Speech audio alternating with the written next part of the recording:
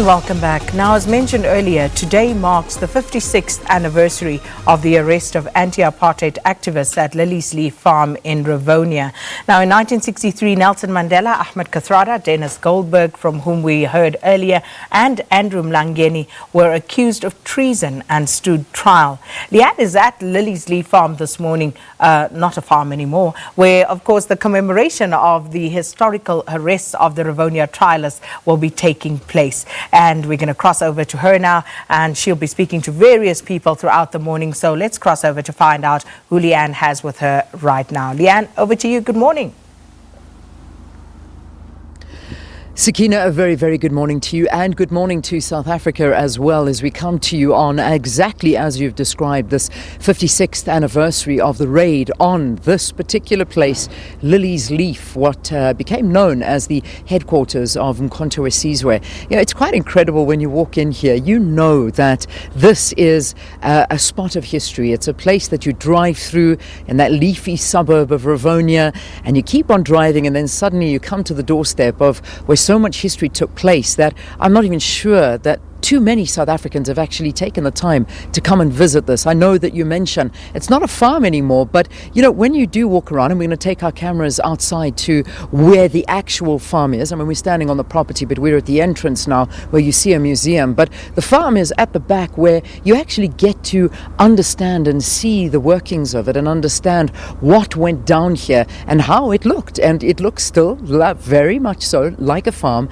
and you get to see the place where our former President Nelson Mandela stayed. He, of course, lived here under the pretense of being a gardener. And remember that that name, David Matsumai, that's what he actually took up as a pseudonym and used to pretend to be the gardener working here, along with all of the Rivonia Trialists you spoke of, where they got arrested here. But I'm not going to talk too much about it, because I've got a lineup of spectacular guests that are going to talk to us about these times that we look back on and tend to forget sometimes what it is that these struggle icons and heroes went through to get to where we are today. And SACP's Alex Mashile is going to be our first guest, who of course is the spokesperson for the South African Communist Party, who played a massive role in all of this. Alex, it is so good to have you here on Morning Live. Thank you very much, and greetings to the viewers at home. Alex, let's talk about the involvement of the SACP in all of this. And I mean, we are standing in a spot with so much history and a big turning point in the history of South Africa.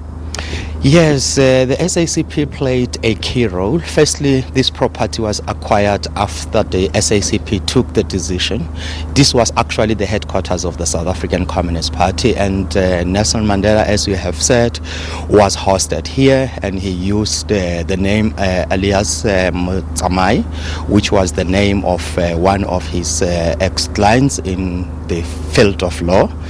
And so many things happened here. The constitution of Mkhonto weSizwe was written here by the comrades. This was a place of strategic planning on how to move forward. Yeah. And massive planning, because we do know that it was in 1960 when the ANC was banned. They needed to find a new place to meet, to get together. But it was once that raid took place that they then needed to operate outside the borders of South Africa. And it was a massive, as I mentioned earlier, turning point in the operation.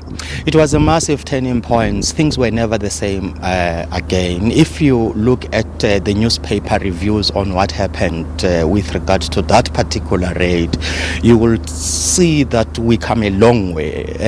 That time, almost what happened was celebrated even in the media. The way it was reported, people thought that this was going to mark an end to our liberation struggle. That didn't happen.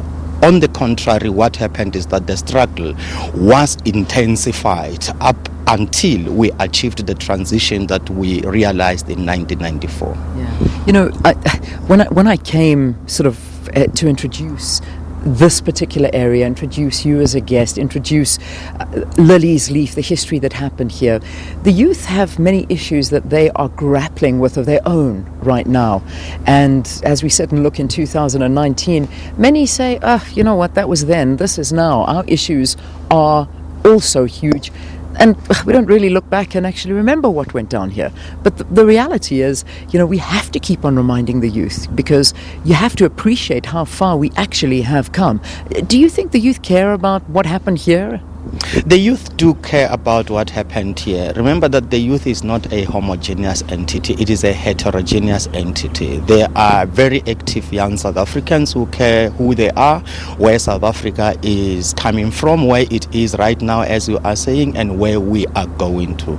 So what we need to do is just to strengthen our political education and ensure that what happened in this country is taught and it's given, profound expression in our curriculum. So, we say in the Freedom Charter, the purpose of education will be to teach the youth to love their people. But if you do not know where we come from, you may likely repeat some of the mistakes or the unwanted things that happened in the past. You really have got to know where we come from in order to appreciate who you are as a South African and what our destiny is. Yeah. Well, just as we wrap this up, each year, this particular day, the 11th of July, is remembered. And as we sit here looking back at the 56th anniversary, what are some of the events that you have planned? I know that there is a dinner. There's also going to be, if I'm not mistaken, an honorary doctorate handed over to Denis Goldberg and many other different things. But perhaps you can talk to us about that. Today we will be holding an honorary ceremony to honor the gallant efforts of those fighters of our struggle who were arrested here, but over and above that, of course, all other gallant revolutionaries of our struggle. Former President Mlangeni will be giving a keynote address, and other veterans will be making presentations, and we will have tokens of appreciation. What we need to communicate, particularly through the event, is an appreciation that we do not come only from an era of oppression, we also come from an era of liberation struggle.